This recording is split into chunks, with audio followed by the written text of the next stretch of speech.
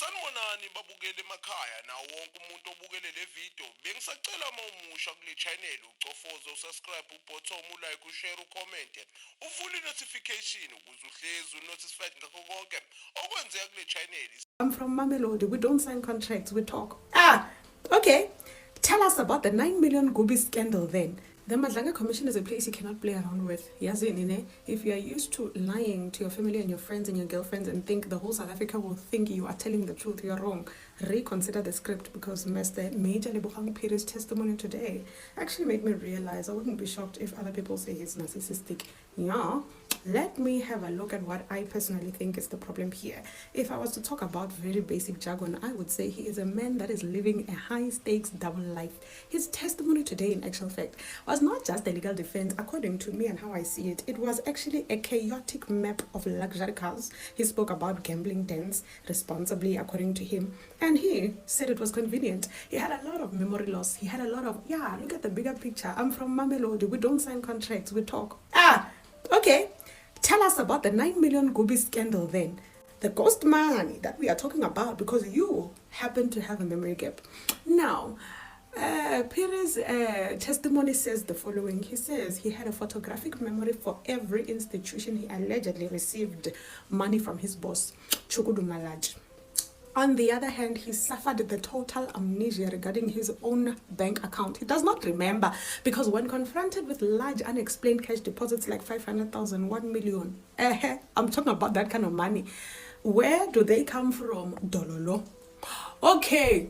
What did you do? No, they were not bribes. Okay, what were they? They're not bribes. Number 2, I am a cow salesman and I am going to defend it because I am running a business and I must make sure that I don't necessarily know how to write books, but at the same time I must write books because I borrowed them 1.5 million. Who are you lying to? You are not just a police officer that is running a freelance car dealership. Apart from that, did you disclose it to your employer that you are running a business like that? No.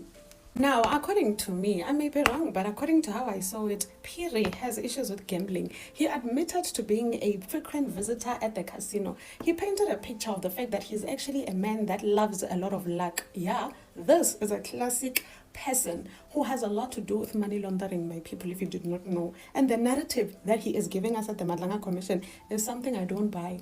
I understand people talk about responsible gambling, but let me tell you, every single thing you do must have paper trail, money trail, bank statement trail, something trail. That is why in gambling casinos, they even have cards, they have slips, they have to track the money that goes in and out. So Mr. Piri, tell us the truth. What's up? Number 4, he claimed the fact that, why are you blaming me for the fact that I got money from my friend who works as a supplier to the city? I am not the one that gave him the contract, but in actual fact, I came here. I am working in the city for 15 years and the man was here even before I was. So why do you put the blame on me? Because I found him here. He does everything. He has tenders of chauffeurs. He has tenders of Archer. Well, that's a business, not a tender with the city. But he has tenders that are different. Why are you pointing it at me? But my people, he forgets the fact that we are pointing it at him, or the commission is pointing it at him, because we are looking at the bank statements and the bank statements never lie. Like I said, if you are laundering money in the name of I am selling cars and I am gambling, that too must have a paper trail. According to me, I don't think he's going to get his job back. In actual fact, I won't even be shocked if he actually goes to jail. Number 5, one of the interesting things that I think was actually something to really think about for you is the fact that he didn't mention a lot about working with Gareth Mendes. Remember the guy, the English guy that kept speaking a lot of English, making no sense, the ha guy? Yeah, he was the CFO, but according to how I see things, I did not see the link between both of them. Maybe in this part, I must also say, the commission, we are very proud of you, but I think you must make sure, Mr. Say today, the leader, evidence leader must practice. We cannot be having people that are intense on national television in front of the entire South Africa. I'm just saying, because there were no links there. There were suppositions that were not supposed to be placed before they were placed, but they were placed. Other suppositions were never placed. Other things that we thought should have been asked were never asked. And I'm just saying, with all due respect, chairperson, commissioners, all of you in the house, under oath, players, can you please kindly give us people like Mr. Chaskalson? Yeah, what? People like that, because we too at home know for sure when a person is literally bull us, We know what he's gonna say. And if nothing has been asked about a certain situation that we know for sure must be asked, it is not on record. And it's a problem because we are not here to fight about the fact that he borrowed his friends 1.5 million and they do not pay him back, and therefore he wants to make it a big deal on national television on the commission because he is saying he did not pay. He did not have a contract. It's not our problem. It is his problem, but he's making it our problem. But the commission is now making it our problem as well because you cannot put 1 and 2 together. It's just information that is drowning all over. Anyway, point is, I will come back with another one because I have a lot. I felt like Mazanga Commission actually left us to dry. Truth is, I really love this hair, but Asiko Lapo, they literally deserted us as South Africans, and I don't understand. And the truth of the matter is, I think Witness G is their new person, and they just feel like it's important for them to actually be in a relationship with him alone, you know. I would have loved to know what he said. Anyway, Witness G, he came to testify today. Today, day 100.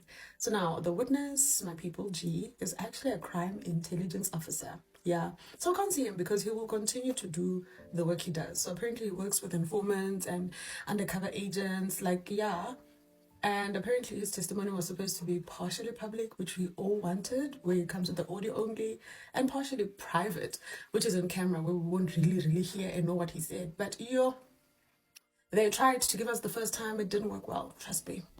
There are major developments, though, that are very important that I want you to know and understand. And the developments are basically about what the chair, or Judge Mboisen Matlanga, actually said. He actually changed the rules mid-process, okay? He said, I've made a decision, and my decision is there is no public access at all anymore right now because this is about to be hot, okay? He then continued to say the testimony is definitely going to be in camera, completely private. What that basically means is me and you can't know what he actually said, even after we've heard what his friend said or his claimed handler child is. We're not closed off completely, though, because there apparently were a whole lot of technical problems that actually made a hybrid setup impossible. But apparently there are bigger underlying reasons, which includes things like his safety. Apparently there are serious safety risks. People are actually saying, yeah, I'll kill you, you know. There are identity exposures that were seen. There are things like him being endangered. Basically, we don't want to witness this situation, okay?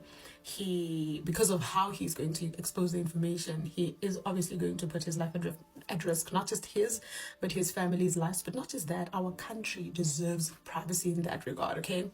But I want to also talk about what Witness G is about. What is the content of his testimony? The areas of focus, my people, are basically going to be about things like crime intelligence operations because, you know, it's secret.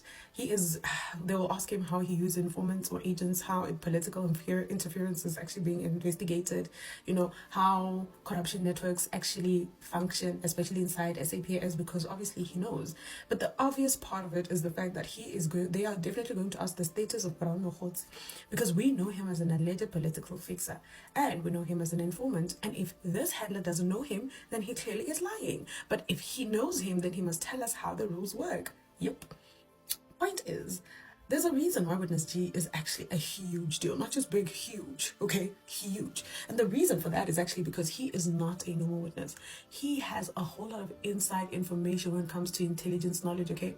He is connected to COVID operations. His evidence, my people, could do a lot of things. One, it could actually expose how crime intelligence may potentially be manipulated because he knows the ins and outs. And he can also link politicians to syndicates, to drugs, to everything. So we need him. But the problem is we need him and we need to know because we were waiting for him to come, okay? Our lives depend on it. But anyway, the key takeaways for today is there was drama.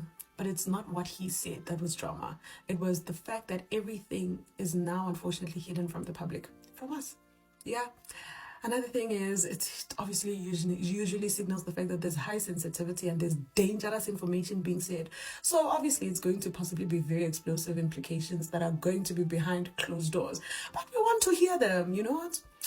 Truth is, we must believe and trust the fact that the commission has our best interests at heart together with Witness G, and therefore there's nothing we can do.